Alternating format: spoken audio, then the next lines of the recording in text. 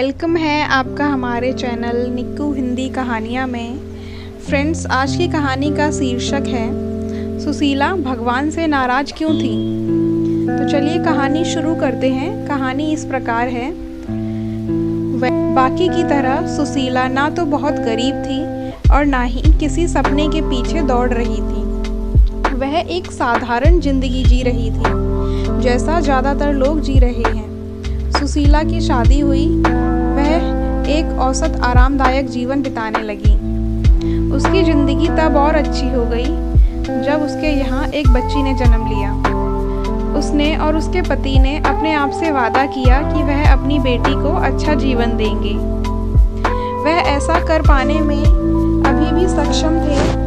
उसके पति का अपना एक छोटा सा व्यवसाय था। धीरे धीरे सुशीला भी अपने पति के साथ व्यवसाय में उसका हाथ बटाने लगी। उन्होंने अपना अपना काम बांट लिया था, जिससे सब कुछ सुचारू रूप से चलता रहता था। हालांकि सुशीला के हिस्से में घर का भी काम था, फिर भी उसे अपने जीवन से कोई शिकायत नहीं थी। एक दिन उसके पति के व्यवसाय को विनाशकारी झटका लगा। उन दोनों ने इस नुकसान से उभरने का बहुत प्रयास किया, लेकिन 3-4 साल में उनके व्यवसाय ने दम तोड़ दिया। उसके पति को बुरी तरह से अपने काम को बदलना पड़ा। वह एक नए व्यवसाय के साथ एक सपने को पूरा करने के लिए तरस रहा था। वह अपने पति को अभी भी वैसा ही देखती थी जैसा पहले देखा करती थी। समय बदलने के साथ उसने अपने बर्ताव को नहीं बदला। साथ ही वह उसका पूरा सहयोग कर रही थी, लेकिन फिर भी उसके पति का बर्ताव उसके लिए बदल चुका था।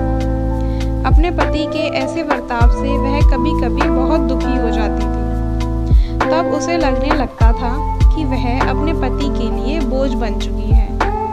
वह नहीं समझ पाती थी इस दुनिया में उसका वजूद क्यों है।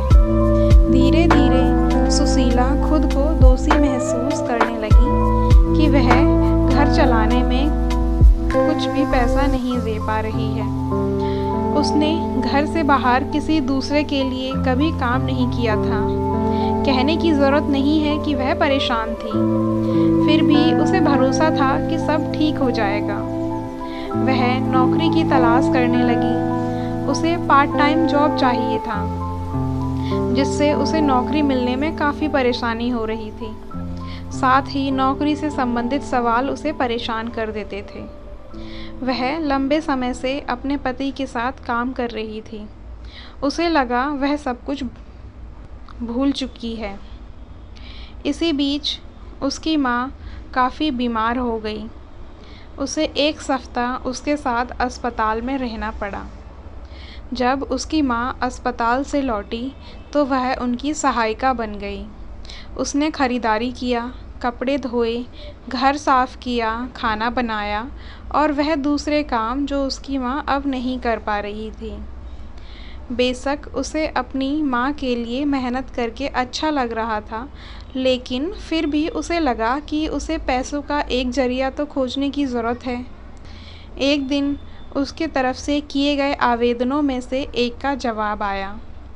उसने साक्षात्कार पास किया और उससे कहा गया कि वह बिल्कुल वही है जिसकी उन्हें तलाश थी। यह पार्ट टाइम काम था।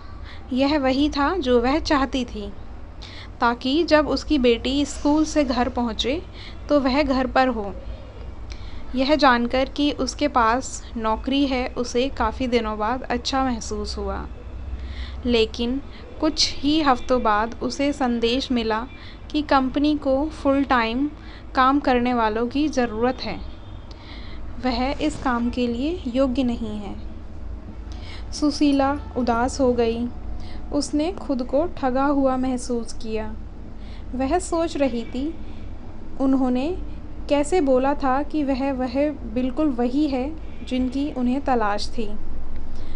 उस शाम वह अकेली थी क्योंकि उसका पति और बेटी बाहर गए थे।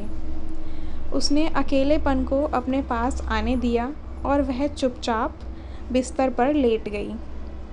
जैसा कि वह जानती थी वह रोने वाली है, वह रोने लगी। पहले तो ठुकराए जाने का दर्द, फिर धीरे धीरे कई सालों में लंबे संघर्ष ने उसके मन को दर्द से भर दिया। वह ज़ोर से रो पड़ी। वह गुस्सा थी उन परिस्थितियों से लेकर हर उस चीज़ के लिए जो उसे यहाँ लेकर आई थी। उसकी नाराज़गी भगवान ऊपर भी थी। वह और ज़ोर से रोई और चिल्लाई, तुम ही बताओ मैं क्या करूं? उसे सच में लगा कि भगवान ने उसे छोड़ दिया है।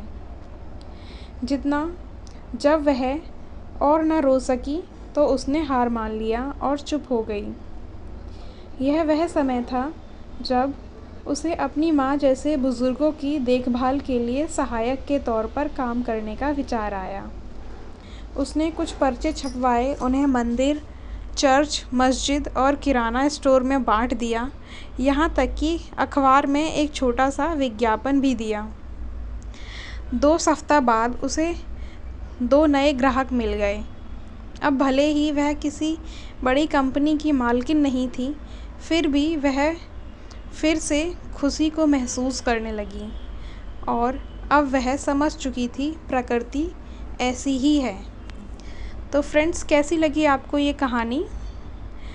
नीचे कमेंट करके बताइएगा। अगर कहानी आपको पसंद आई हो तो चैनल को लाइक, शेयर और सब्सक्राइब कर दीजिएगा।